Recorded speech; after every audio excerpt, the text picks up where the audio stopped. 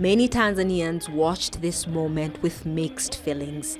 Their president, Samia Suluhu Hassan, getting her COVID-19 Johnson & Johnson injection, a clear departure from the policies implemented by her predecessor, John Magufuli, who died in March from heart problems. He was one of the handful of world leaders who downplayed the threat of the pandemic and shunned World Health Organization calls for masks and social distancing.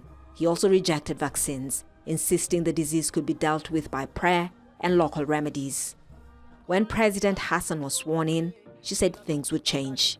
I am a mother of 4 children, a grandmother, a wife and president and commander-in-chief of Tanzania. I would not take the vaccine and sacrifice my life if it was harmful, when I have all these responsibilities and people who depend on me. The country is in its 3rd wave of the disease. Officially, it has so far recorded only 29 deaths and 858 cases. This is the beginning of a national vaccination campaign. Health workers, the elderly, and those with underlying conditions are on the priority list.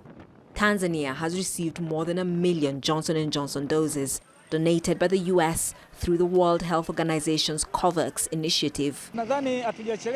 We are not late because even other developed nations like Europe, USA are still vaccinating, so I think we are okay. The vaccine is here, it's voluntary. There are those who will decide to take it and those who will not, like everyone else.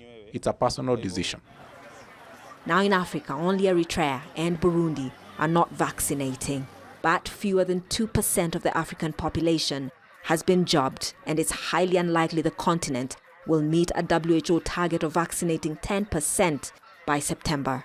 This is partly because of a shortage of vaccines blamed on Western nations hoarding millions of doses, and anti-vaccine sentiments, often fueled by conspiracy theories and mistrust. I'm not ready yet on my side because I don't know the risk or the side effects of the vaccine, and there have been too many rumors about it, so I think I would rather look at others and see what happens to them, and that's when I'll be ready or I'll be willing to have the vaccine.